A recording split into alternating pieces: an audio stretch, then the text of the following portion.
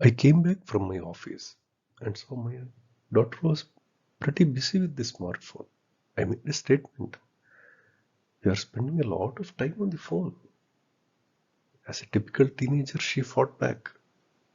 She told, no, I don't spend too much time. I spend a lot of time studying. And just when I see the phone, you come and you comment. No, these are two conflicting views. Or I have a different perception and my daughter has a different perception. Now, how do we establish which one is correct? Only way to solve this conflict is to measure. But before measuring, we need to agree what is the right amount of time on the phone. I'm still arguing about that aspect. We haven't decided. I am telling it's 30 minutes and my daughter is telling it's 2 hours. I don't think we'll solve it soon. Let me tell a story.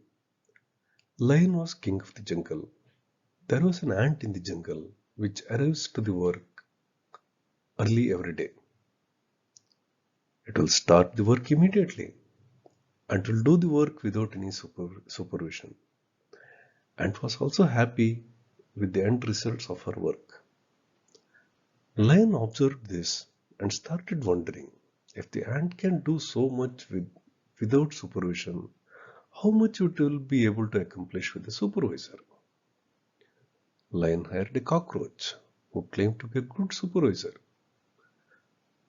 Also, cockroach was very good in preparing reports. Cockroach was working in a big organization. It decided to implement an attendance system with time. Cockroach also wanted a secretary to type his reports. He hired a spider to archive the documents and attend all the calls. Lion asked the cockroach to produce graphs and trends. Lion wanted these to be presented to the board meetings and also used for sales. Cockroach bought a computer system and other supporting devices for this. Then Cockroach hired a fly to manage the IT department. Now with so much of paperwork and meetings, Ant was not doing her work properly. Her time was spent in paperwork and meetings. Lion felt there was a need for the department head where the ant was working. So Lion appointed a grasshopper as head of the department. With all this going on, Lion saw a report which saw decline in productivity in the department. So Lion hired a consultant, an old, very reputed consultant.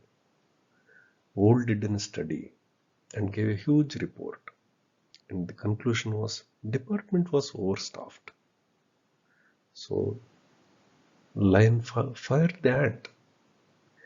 Reason being, there was a lack of motivation and negative approach towards the organization process.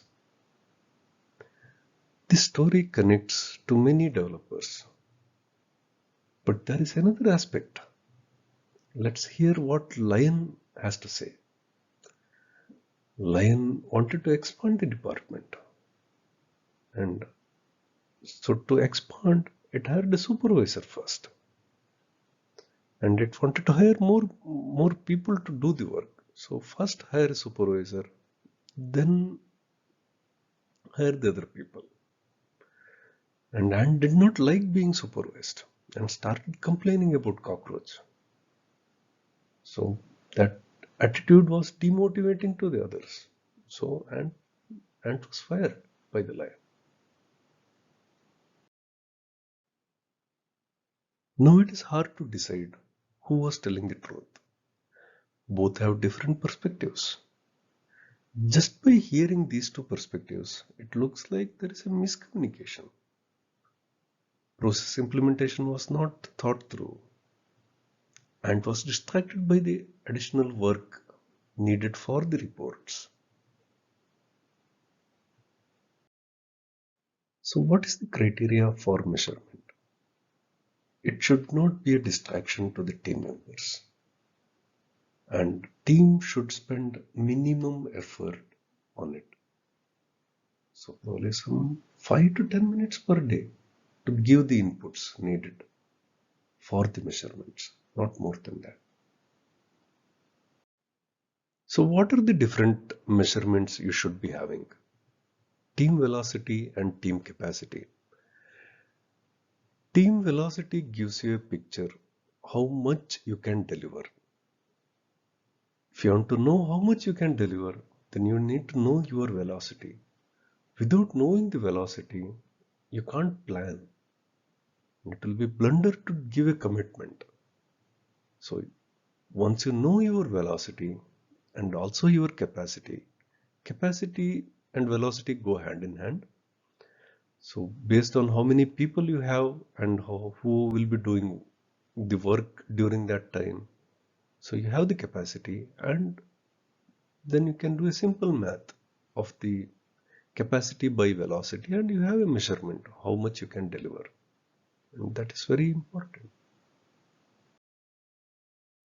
What other measurement you should be doing? Track the burn down. Burn down chart gives you a good picture whether you are doing it right, or you will be encountering some issues. So tracking burn down gives you a good idea whether you will be able to meet your commitment. Another measurement which is of importance is the backlog. Track the backlog and value delivered. Check the how much value is being delivered in each sprint and how much is pending in backlog.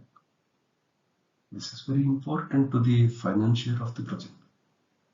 And it helps them justify the money and effort being put on the project. So you keep track of it.